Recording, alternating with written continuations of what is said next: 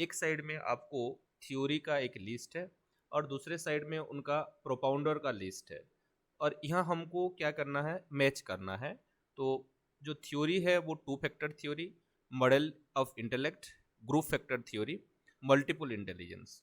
अगर हम लोग सेकेंड लिस्ट को देखें तो वहाँ उनका प्रोपाउंडर जो है उनका नाम लिखा गया है, और सबसे पहले हॉवर्ड गार्नर, स्पीयरमैन, गिलफर्ड और थ्रस्टन्स का नाम दिया हुआ है। तो यहाँ अगर हम देखें टू फैक्टर थ्योरी जो है वो उसको डेवलप किए थे कौन, कि स्पीयरमैन। मॉडल ऑफ इंटेलेक्ट जो है वो है गिलफर्ड। ग्रुप फैक्टर थ्योरी जो है वो कौन है, ग्रुप फैक्टर थ्योरी है थ्रस्टन। मल्टीपल इंटेलिजेंस है गार्नर। सो हमारा जो आंसर है वो क्या है, option B, A for second, it means two factor theory Spearman, model of intellect Guilford, group factor theory Thurstone, multiple intelligence Gardner. This is our answer.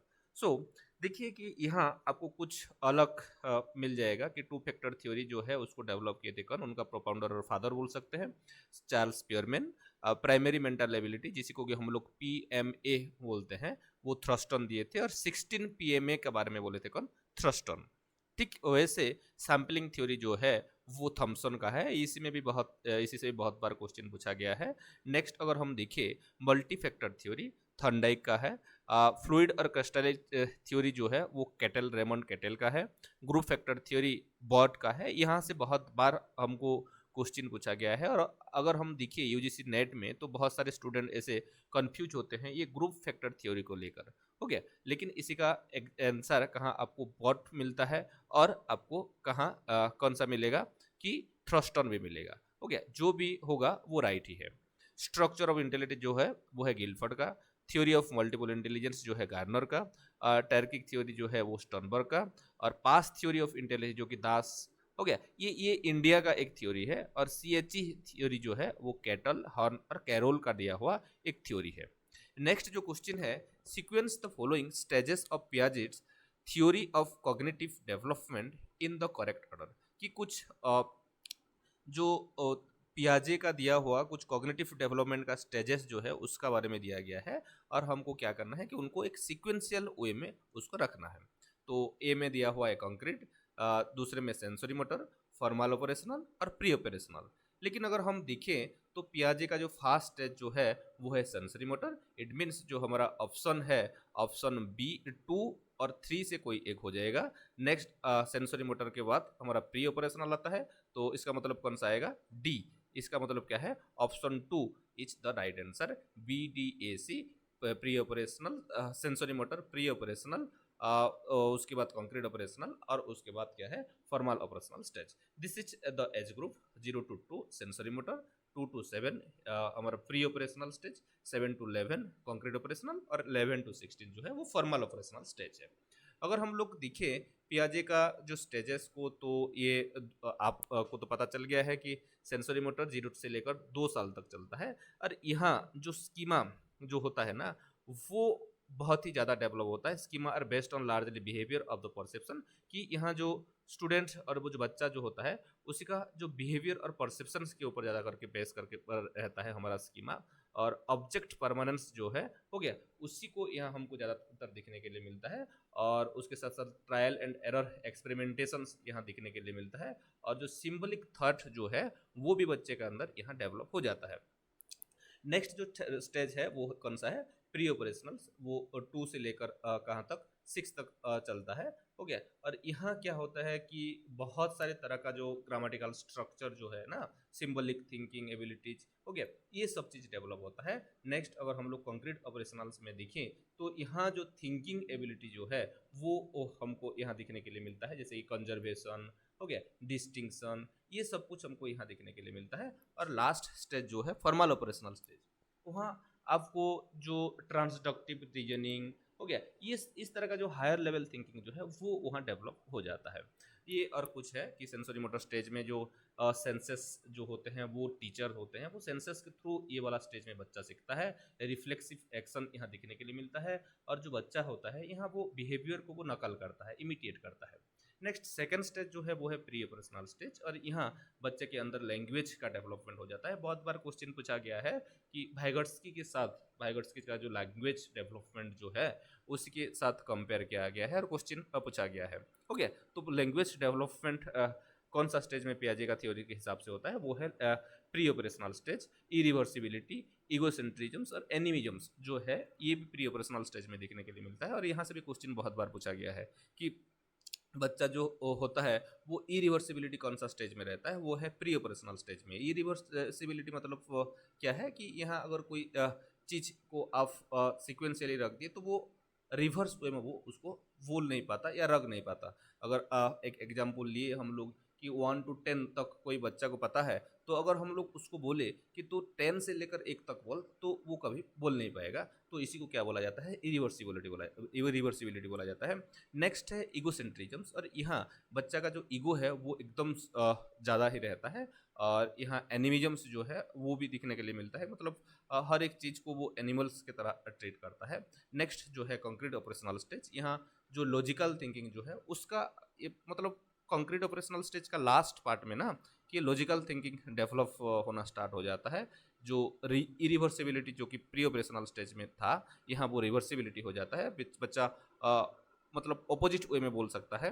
Classification जो है वो भी हमको यहाँ मिल जाता है। और जो कंजर्वेशन का जो एक प्रिंसिपल है वो भी क्या होता है कि कंक्रीट ऑपरेशनल स्टेज में हमको मिल जाता है। नेक्स्ट अगर हम देखिए फॉर्मल ऑपरेशनल स्टेज में, तो यहाँ transductive, hypothetico deductive thinking, divergent, convergent thinking, creative thinking, इस तरह का जो हाई लेवल थिंकिंग जो है वो भी यहाँ डेवलप हो जाता है। अगर ये और कुछ कॉन्सेप्ट जिसी को कि पियाजे का थ्योरी में हमको पढ़ने के लिए पड़ता है, वो है एसिमिलेशन, एकोमोडेशन, हो गया, इक्विलिब्रियम। ये 3 चीज़ है जो कि बहुत ही इंपॉर्टेंट है। एसिमिलेशन जो एक स्टेज है जहाँ की जो बच्चा रहता है वो क्या करता है कि उसको जो पता है उसी के हिसाब से हर किसी को वो एकोमोडेट करना चाहता है, वो एसिमुलेशन स्टेज होता है। लेकिन एकोमोडेशंस में क्या होता है कि बच्चा वो सोसाइटी के हिसाब से, मतलब वो जो चीज़ है उसी के हिसाब से खुद को एडजस्ट करना स्टार्ट करता है, उसको एकोमोडेशन स्टेज करते हैं। और जब इक्विलिब्रियम होता है उस टाइम लर्निंग होता है। These are some of the equilibratings, जो चीज़ है वो उसके बारे में लिखा गया है कि अगर हम देखिए awareness of moderate discrepancy arise in understanding the meaning of an event और आइडिया। ये सब चीज़ उतना जरूरी नहीं है, सिर्फ आपको ये याद रखना है कि इक्विलिब्रियम की जब एसिमिलेशन और एकोमोडेशन सेम हो जाता है तब स्कीमा में डेवलप होता है और वहाँ लर्निंग होता है। नेक्स्ट जो क्वेश्चन है फिर मैच ऑफ द कॉलम्स, यहाँ एक लिस्ट में आपको मिल जाएगा कुछ प्रोग्राम्स और प्लान का नाम, और दूसरा वाला जो लिस्ट है उसी में आपको मिल जाएगा कि उसका कौन सा एरिया है। तो पहला जो आता है वो है स्वयं, सर्व शिक्षा अभियान, SSA, रामसा राष्ट्रीय माध्यमिक शिक्षा अभियान, और उषा राष्ट्रीय उच्चतर शिक्षा अभियान। हो गया। दूसरा वाला लिस्ट को अगर हम देखिए तो वहाँ आपको मिलेगा secondary education, higher education, online education, primary education. अगर हम लोग स्वयं को देखिए तो ये ऑनलाइन एजुकेशन से रिलेटेड है, क्योंकि आपको सभी को पता है कि आप सभी को पता है कि जो स्वयं है ये एक प्लेटफॉर्म है जिसके थ्रू कि हम लोग फ्रीली क्या कर सकते हैं, ऑनलाइन कोर्सेस हम कर सकते हैं। और अभी आप सभी को बताना है कि स्वयं का जो वो फुल फॉर्म है, हो गया, एक्रोनिम है, वो क्या है, आप सभी को कमेंट सेक्शन में वो बताना है। हो गया। नेक्स्ट अगर हम देखिए SSA जो है वो प्राइमरी एजुकेशन से रिलेटेड है, रामसा जो है सेकेंडरी एजुकेशन से रिलेटेड है, और उषा जो है हायर एजुकेशन से रिलेटेड है। तो अगर हम आंसर को देखिए तो answer option 1 that is Swayam is related to online, option 1 is the right answer. Swayam को अगर हम देखिए तो इसी का जो फुल फॉर्म है वो क्या है कि study waves of active learning for young aspiring mind. यहाँ से बहुत बार क्वेश्चन पूछा गया है कि स्वयं जो है उसी का फुल फॉर्म क्या है। हो गया, क्या है कि study waves of active learning for young aspiring mind. अगर हम देखें तो ये एक मूक प्लेटफॉर्म है, नेशनल मूक प्लेटफॉर्म है, और जहाँ की फ्रीली क्या किया जाता है, कोर्स प्रोवाइड किया जाता है क्लास 9 से लेकर पोस्ट ग्रेजुएशन तक। हो गया। यहाँ से भी क्वेश्चन पूछा गया है कि जो स्वयं जो है प्लेटफॉर्म जो है, यहाँ से कौन सा कक्षा से लेकर कौन सा कक्षा तक का जो एजुकेशन है वो प्रोवाइड किया जाता है, तो वो कौन सा है, क्लास 9 से लेकर आपको पोस्ट ग्रेजुएशन तक मिल जाएगा। हो गया। नेक्स्ट अगर हम देखिए तो ये जो स्वयं है इसी को ministry of education government of India launch किया है, और इसी का जो पर्पस है वो 3 चीज़ के ऊपर बेस करके बना हुआ है। एक है एक्सेस, इक्विटी एंड क्वालिटी। हो गया। एक्सेस, इक्विटी एंड क्वालिटी के ऊपर ये बना हुआ है और 4 क्वाड्रेंट है और ये क्वाड्रेंट से बहुत बार क्वेश्चन पूछा गया है और नेट से, यूजीसी नेट को अगर आप दिख रहे होंगे तो वहाँ बहुत बार पूछा गया है कि उसका कौन कौन सा क्वाड्रेंट है, ऐसे ऑप्शन दे देता है। तो उनमें से एक रहता है कि वीडियो लेक्चर आपको मिल जाएगा, दूसरा वाला ई कंटेंट आपको पीडीएफ मिल जाएगा, सेल्फ असेसमेंट जो क्विजेस है वो वहाँ आपको मिल जाएगा और एक डिस्कशन फोरम जो है वो भी आपको वहाँ मिल जाएगा। ऐसे 4 तरह का क्वाड्रेंट हमको स्वयं में देखने के लिए मिलता है। अगर हम दिखे तो कौन कौन सा सेक्टर को स्वयं कवर कर रहा है, तो 4 तरह का सेक्टर जो है उसी को कवर कर रहा है। जो सबसे पहला आता है वो है स्कूल एजुकेशन, दूसरा वाला जो है अंडर ग्रेजुएट, तीसरा वाला जो है पोस्ट ग्रेजुएट और चौथा वाला जो है प्रोफेशनल और टीचर ट्रेनिंग जो कोर्सेस है उसी को क्या कर रहा है, ये वाला एरिया को ये कवर कर रहा है। अगर हम लोग देखें कि यहाँ जो लर्निंग का जो कंटेंट होता है वो 100% फ्री होता है, हो गया, 100% फ्री होता है, कोई भी फी उसके लिए चार्ज नहीं किया जाता है। हाँ, हालांकि 1,000 रुपया मतलब 1,000 या 2,000 या 1,500, शायद एक 1,000 रुपीज़ आपको एग्जामिनेशंस के लिए वो जिसको सर्टिफिकेट चाहिए उनको एग्जाम देना पड़ेगा और वो एग्जामिनेशन के लिए 1,000 फी उनको पेमेंट करना पड़ता है। और एक लास्ट में एक प्रोक्टोरियल सर्टिफिकेशन एग्जाम होता है जिसको कि एनटीए जो होता है, नेशनल टेस्टिंग एजेंसी, वो उसको कंडक्ट करता है और उसी के थ्रू ही आपको सर्टिफिकेशन होता है। नेक्स्ट अगर हम दिखे तो ये यूजीसी का जो रेगुलेशंस के हिसाब से आज का डेट में एनईपी जब से आया है तब से 40% कोर्स जो है उसी को हम स्वयं से कर सकते हैं, हो गया, और 60% कोर्स हम लोग, हमारा जो सिलेबस है वो रेगुलर मोड में कर सकते हैं। हालांकि ये जो जो इनिशिएटिव है, ये जो प्रोविजन है, बहुत सारे यूनिवर्सिटी जो है इसी को फुल फ्लेज्ड वे में इम्प्लीमेंट नहीं किए हैं। बहुत कम यूनिवर्सिटी ऐसे हैं जो लोग की अलाउ कर रहे हैं कि हाँ जाओ तुम कुछ परसेंट 10%, 20%, 30% ऐसे तुम स्वयं से कोर्स कर सकते हो, हो गया। नेक्स्ट अगर हम देखें तो ये जो स्वयं है वो 9 तरह का जो स्पेशलाइज्ड बॉडी है, जैसे कि एनपीटीईएल इंजीनियरिंग के लिए, यूजीसी पीजी के लिए, हो गया, एनसीईआरटी स्कूल के लिए, ऐसे यहाँ हमको देखने के लिए मिलता है। नेक्स्ट अगर हम देखें सर्व शिक्षा अभियान, तो इसी को जो हमारा प्राइम मिनिस्टर उस टाइम का थे अटल बिहारी वाजपेयी, 2001 में इसी को लॉन्च किया गया था और ये एक नेशनल फ्लैगशिप प्रोग्राम था। और इसी का जो मेन मोटो था वो क्या है कि यूनिवर्सलाइजेशन ऑफ एलिमेंटरी एजुकेशन, की एलिमेंटरी एजुकेशन को इंडिया में यूनिवर्सलाइज करना। और ये जो उस प्रोग्राम चला था ये एक क्या था कि टाइम बाउंड मैनर था, क्योंकि यहाँ एक टाइमलाइन सेट किया गया था, हो गया, कि हम लोग एक एज ईयर हम लोग को फिक्स किए थे कि इतना ईयर के अंदर हम लोग क्या करेंगे कि सारे के सारे जो बच्चे हैं उसी को हम लोग free and compulsory education provide करेंगे, हो गया। और इसी में एक प्रोविजन था कि 6 से लेकर 14 ईयर का जितना भी बच्चे हैं सबको क्या प्रोवाइड किया जाएगा, free and compulsory education provide किया जाएगा। उसके बाद 86 कॉन्स्टिट्यूशनल अमेंडमेंट आया था 2002 में और इसी के थ्रू ये जो एजुकेशन जो है वो एक फंडामेंटल्स राइट बन गया था। और सब आप सभी को थोड़ा सा पढ़ना है कि कौन सा ऐसा एक सुप्रीम कोर्ट और कौन सा स्टेट का एक ऐसे केस आया था जिस केस ही रूट था कि एजुकेशन को एक फंडामेंटल राइट बनाने का जो रूट था वो केस था, वो केस कौन सा था आप सभी को कमेंट सेक्शन में बताना है, हो गया। नेक्स्ट वहाँ से बहुत बार क्वेश्चन पूछा गया है। नेक्स्ट अगर हम देखें तो 2009 आरटी एक्ट जो है वो पास हो गया था और उसी को देश भर में एक्सेप्ट जम्मू एंड कश्मीर 1 अप्रैल 2010 से उसी को इम्प्लीमेंट कर दिया था। और उसके साथ साथ जब ऐसे लॉन्च किए थे उसी के साथ साथ हम लोग कुछ एक्रोनिम्स और हम लोग कोट बोल सकते हैं, सब पढ़ें सब बढ़े, स्कूल चले हम, इस तरह का कुछ हम लोग क्या बोल सकते हैं, कोट को हम लोग प्रमोट कर रहे थे। और आप सभी को पता है स्कूल का जो वॉल है, हो गया, उसी में हम लोग लिख रहे थे, एक पेंसिल रहा करता था और दोनों साइड में 2 बच्चे थे, हो गया, उस तरह का कुछ क्या सिंबलाइज कर रहा था कि एसएसए को। नेक्स्ट अगर हम देखें तो यहाँ ये सेंटर और स्टेट का जो रेशियो रहता है हमारा कंसेप्ट फंड को लेकर, तो वो 85-15% था, लेकिन 9th प्लान के तहत, लेकिन 11th प्लान आते आते वो चेंज हो गया था, 65-35 हो गया था। और जो नॉर्थ ईस्टर्न स्टेट हैं वो पहले 60-40 थे पहले ये जनरल स्टेट, लेकिन नॉर्थ ईस्टर्न स्टेट को कितना कर दिया गया था, 10-90 और 10 कर दिया गया था, और जो हमारा यूनियन टेरिटरी है उनके लिए 100% था। नेक्स्ट अगर हम देखें तो 2003 में ईजीएस जो एक सिस्टम है, आप सभी को बताना है कि ईजीएस का फुल फॉर्म क्या है, उसको लॉन्च किया गया था और एक टारगेट फिक्स कर गया था कि 2007 के अंदर हम लोग 5 ईयर का जो प्राइमरी स्कूलिंग है उसी को यूनिवर्सलाइज करेंगे और उसको कंप्लीट करेंगे, और 2010 तक जो एलिमेंट्री एजुकेशन जो है, हो गया 1 से लेकर 8 क्लास तक जो है उसी को हम लोग कंप्लीट कराएंगे। और उसी के साथ साथ ये भी एक प्रोविजन रखा गया था कि एसएसए के तहत 1:30 हम लोग एक टीचर के लिए 30 स्टूडेंट के लिए एक टीचर हम लोग क्या करेंगे, अपॉइंट करेंगे प्राइमरी स्टेज में, और अपर प्राइमरी स्टेज में 35 बच्चे में एक टीचर को हम लोग क्या करेंगे कि अपॉइंट करेंगे।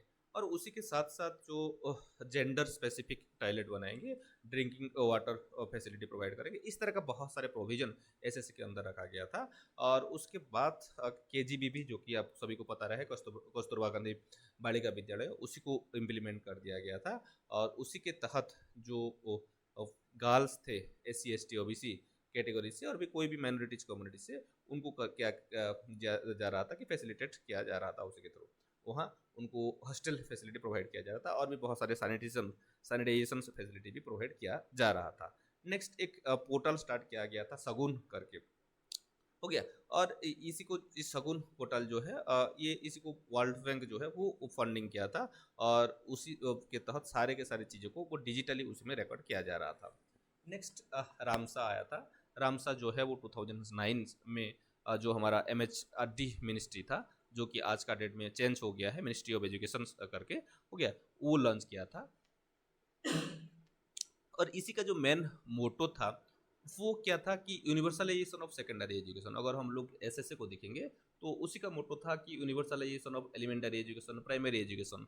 लेकिन रामसा को अगर हम देखिए तो इसी का जो मेन मोटो था वो था यूनिवर्सलाइजेशन ऑफ सेकेंडरी एजुकेशन, हो गया। और इसी का जो टारगेट ग्रुप थे वो 14 से लेकर 18 जो ईयर है वो एज ग्रुप का था। और एक प्रोविजन ये था कि हर एक जो बच्चा है उसी का वॉकिंग डिस्टेंस का जो रेडियस है 5 किलोमीटर्स के अंदर क्या किया जाएगा कि सेकेंडरी स्कूल एक प्रोवाइड किया जाएगा। और उसके साथ साथ कि जो GER है, ग्रॉस एनरोलमेंट रेशियो जो है वो सेकेंडरी स्कूल का वो 75% जो है उसी को इन्हांस करने के लिए बोला गया था। और उसके साथ साथ जो यूनिवर्सल रिटेंशन के बारे में बात किया जा रहा था, और 2020 तक हम लोग इसी को अचीव करेंगे, इस तरह का टारगेट रखा गया था। और फंडिंग पैटर्न को अगर हम लोग देखिए तो जो जनरल स्टेट हैं उनके लिए 60-40 था, और जो नॉर्थ ईस्टर्न स्टेट और हिमालयन स्टेट थे उनके लिए 90-10 था, और जो यूनियन टेरिटरी है उनके लिए 100 ही था। और इसमें प्रोविजन था कि सेकेंडरी क्लासरूम के लिए 30:1 हमारा teacher student people teacher ratio रहेंगे। मतलब क्या है कि एक 30 स्टूडेंट के लिए एक टीचर अपॉइंटमेंट के बारे में बात कर रहे थे। और उसके साथ साथ केजीबीबी जो है, जो कि हम लोग एसएसए में भी डिस्कशन किए थे, उसी केजीबीबी को सेकेंडरी स्कूल तक भी क्या कर दिया गया था कि एक्सटेंड कर दिया गया था। नेक्स्ट एक जो इंक्लूसिव एजुकेशन फॉर डिजेबल, आप सभी को पता है कि जो पहले जो स्कूल हुआ करता था वहाँ रैंप वगैरह कुछ नहीं था, लेकिन आज का डेट में अगर आप देखेंगे तो हर एक स्कूल में आप सभी को एक रैंप मिल जाएगा, क्योंकि ये रामसा जब से लॉन्च हुआ है तब इंक्लूसिव एजुकेशन फॉर डिजेबल कि डिजेबल्स बच्चे जो हैं उनको इंक्लूड्स करने के बारे में बोला जा रहा है, हो गया, उनको इंक्लूड्स किया जा रहा है। और उसके लिए जो उनका जो बेसिक नीड है जैसे कि रैंप है, हो गया, उस तरह का चीज़ों को वहाँ स्कूल में इंस्टॉल किया जा रहा है। नेक्स्ट अगर हम रूसा को देखिए तो इसी को ministry of human resource development MHRD, जो कि आज का डेट में मिनिस्ट्री ऑफ एजुकेशन हो गया है, वो 2013 में लॉन्च किया था। और इसका जो प्राइमरी पर्पस था वो क्या है कि वो सेंट्रल गवर्नमेंट क्या करेगा कि फंडिंग करेगा स्टेट हायर एजुकेशन इंस्टीट्यूशन को। ये एक बहुत ही कन्फ्यूजिंग तरह का चीज़ है जहाँ से कि बहुत बार क्वेश्चन पूछा जा रहा है कि देखिए कि रूसा के तहत फंड प्रोवाइड किया जा रहा था सेंट्रल गवर्नमेंट के थ्रू, हो गया, सेंट्रल गवर्नमेंट से, लेकिन सेंट्रल गवर्नमेंट का जो इंस्टीट्यूशन है जैसे कि सेंट्रल यूनिवर्सिटी उसी को प्रोवाइड नहीं किया जा रहा था। सिर्फ और सिर्फ स्टेट गवर्नमेंट का जितना भी यूनिवर्सिटी थे, हो गया स्टेट यूनिवर्सिटी, वो स्टेट गवर्नमेंट का यूनिवर्सिटीज को ही ये फंडिंग कर रहा था और जो हायर एजुकेशन इंस्टीट्यूशन थे उनको फंडिंग कर रहा था। कौन सा? रूसा, और आज का डेट पे भी कर रहा है। आप सभी लोग देख पाएंगे कि जो स्टेट यूनिवर्सिटी जो होता है और जो स्टेट हायर एजुकेशन इंस्टीट्यूशन जो होता है, वहाँ बहुत सारी चीज़ों के ऊपर रूसा फंडेड लिखा हुआ रहता है। इसी का मतलब क्या है कि वो ये रूसा का जो है उसी के थ्रू वो खरीदा गया है। बहुत बड़ा बड़ा बिल्डिंग बनता है और बहुत सारे इक्विपमेंट भी वो उसी के थ्रू खरीदा जाता है। हो गया। और इसी का जो टारगेट है वो तीन तरह का चीज़ें है, वो है एक्सेस, इक्विटी, एक्सेलेंस। यहाँ से क्वेश्चन आता है कि रूसा का जो मेन फोकस है वो क्या है, कि वो एक्सेस, इक्विटी और एक्सेलेंस के बारे में बोलता है। और यहाँ अगर हम लोग देखिए जो फंडिंग से फंड शेयरिंग पैटर्न जो है वो 60-40 रहता है, और जो नॉर्थ ईस्टर्न हिमालयन के लिए वह 90-10 रहता है, और जो यूनियन टेरिटरी होता है उसके लिए 100% रहता है। उसके बाद नाक करके एक बॉडी को बनाया गया था, national assessment and accreditation council, जो कि आज का डेट में फिर नाक हो गया है, एनएसी हो गया है। हो गया। तो उस तरह का चीज़ एक बनाया गया था, और जिसके के थ्रू की एक्रेडिटेशन किया जा रहा था सारे के सारे हायर एजुकेशन इंस्टीट्यूशंस को। और उसके साथ साथ मॉडल डिग्री कॉलेज को सेटअप किया गया है, क्लस्टर यूनिवर्सिटीज जो है उसी को सेटअप कर दिया गया है। हो गया। और ये सब कुछ रूसा के तहत ही हुआ है। और आज का डेट में अगर हम लोग देखिए कि रूसा जो है उसी का नाम जो है आज का डेट में चेंज हो गया है, और आज का डेट में उसको क्या बोला जा रहा है, प्रधानमंत्री उच्चतर शिक्षा अभियान, पीएम उषा बोला जा रहा है। नेक्स्ट क्वेश्चन जो है, arrange the following in the correct sequence और revised Bloom's taxonomy of instructional objectives of cognitive domain. हो गया। कुछ स्टेजेस दिया हुआ है, स्टेप दिया हुआ है, तो हम उनको क्या करना है कि करेक्ट सीक्वेंस में उसको हम उसी को हमको क्या करना है कि रखना है। तो पहले क्या आता है कि application, analysis, remember, creativity and understanding. तो सबसे पहले जो है वो क्या आएगा कि आएगा रिमेंबर, उसके बाद आएगा अंडरस्टैंडिंग, उसके बाद आएगा एप्लीकेशन, उसके बाद आएगा एनालिसिस, उसके बाद आएगा अंडरस्टैंडिंग। हो गया। कि देखिए पहले रिमेंबरिंग हो गया। रिमेंबर जो है ब्लूम टैक्सोनॉमी का अभी जो चेंज हो गया है वो सबसे फास्ट आता है रिमेंबर, उसके बाद आता है अंडरस्टैंडिंग, उसके बाद आता है अंडरस्टैंडिंग, उसके बाद आता है एप्लीकेशन, उसके बाद एनालिसिस, उसके बाद क्रिएटिविटी। हो गया। ये है ब्लूम टैक्सोनॉमी का चेंज हुआ होता हुआ सिचुएशन। नेक्स्ट अगर हम देखिए ब्लूम जो ओरिजिनल ब्लूम टेक्सोनॉमी था, तो knowledge, comprehension, application, analysis, synthesis, evaluation, इस तरह का 6 स्टेजेस हमको देखने के लिए मिलता था। लेकिन अगर हम देखिए उसका रिवाइज्ड वर्जन को, हो गया, जो कि 2001 में हुआ था, वो हो गया है क्या, भार्व में आ गया है, वो है remember, understand, apply, analyse, evaluate और क्रिएट। हो गया। यहाँ अगर हम देखिए तो इवेल्युएशंस और सिंथेसिस जो है वो क्रिएट और इवेल्युएशंस के तरह एक रिवर्स वे में लिखा गया है। ये देखिए एक उसका जो अलग साइकोमोटर डोमेन और इफेक्टिव डोमेन के साथ, कि पहला वाला को अगर हम देखिए remember, understanding, applying, analysing, evaluating, creating, ये ब्लूम टैक्सोनॉमी का कॉग्निटिव जो डायमेंशन है उसी का स्टेजेस है। नेक्स्ट साइकोमोटर डायमेंशन को अगर हम देखिए तो वह इमिटेशंस, मैनिपुलेशंस, प्रिसीजंस, आर्टिकुलेशंस और नेचुरलाइजेशंस। हो गया। ये क्या है कि ये साइकोमोटर डोमेन का स्टेजेस है। और इफेक्टिव डोमेन को अगर हम देखिए तो receiving phenomena, respond to phenomena, valuing organisations, internalise values. हो गया। यहाँ से बहुत बार क्वेश्चन पूछा जा रहा है। क्वेश्चन ऐसे पूछा जाता है कि पहले तो एक अरेंज करने के लिए बोला जाता है सिक्वेंशियली, उसके बाद क्वेश्चन पूछा जाता है कि उसका सबसे लोएस्ट लेवल का क्या है, उसका हाईएस्ट लेवल का क्या है। हो गया। जैसे कि बार बार पूछा जाता है कि रिवाइज्ड ब्लूम टेक्सोनॉमी जो है उसका हाईएस्ट लेवल कौन सा है, वो क्रिएटिंग है। लेकिन अगर हम लोग पुराना वाले में देखेंगे तो वो इवैल्यूएशन हो जाएगा। हो गया। सबसे लोएस्ट लेवल कौन सा है, वो है रिमेंबर। स्टिक साइकोमोटर का ऐसे पूछा जाता है कि सबसे लोएस्ट कौन सा है, इमिटेशन। सबसे हाईएस्ट कौन सा है, नेचुरलाइजेशन। इफेक्टिव डोमेन का सबसे लोएस्ट कौन सा है, रिसीविंग फेनोमेना। और हाईएस्ट कौन सा है, इंटरनलाइज वैल्यूज। नेक्स्ट अगर हम देखिए तो simple to complex, known to unknown and concrete to abstract, ये क्या है, ये किसी का एग्जाम्पल है। Ideals of constructivism, principle of learning, principle of teaching, maxim of teaching. And आप सभी को पता है the answer of this question is option 4, that is maxim of teaching. हो गया कि ये सब कुछ क्या है कि मैक्सिम ऑफ टीचिंग। तो देखिए और भी बहुत सारे मैक्सिम्स है, जैसे कि analysis to synthesis, concrete to abstract, definite to indefinite, direct to indirect, easy to difficult, empirical to rational, indefinite to definite, induction to deduction, known to unknown, near to far, far to whole, particular to general, psychological to logical, seen to unseen, simple to complex, whole to part और follow nature। ये सब क्या है, कुछ maxims है जो कि हमको वो याद रखना पड़ेगा क्योंकि यहाँ से क्वेश्चन आ रहा है। नेक्स्ट जो क्वेश्चन है, givens below are two statement. First statement जो है, जेंडर और sex does not contribute towards difference in intelligence. Second statement जो है, heredity does not contribute towards differences in intelligence. Option अगर हम देखें तो both statement 1 and 2 are true, both are false, statement 1 is true, statement 2 is false, 1 is false but statement 2 is true, so option 3 is correct। so option statement 1 is true, लेकिन statement 2 को अगर हम देखें तो ये फॉल्स है। इसका मतलब क्या है कि ये जेंडर और सेक्स जो होता है कि वो इंटेलिजेंस को डिफरेंशिएट नहीं करता, उसी का कोई कोरिलेशन नहीं है।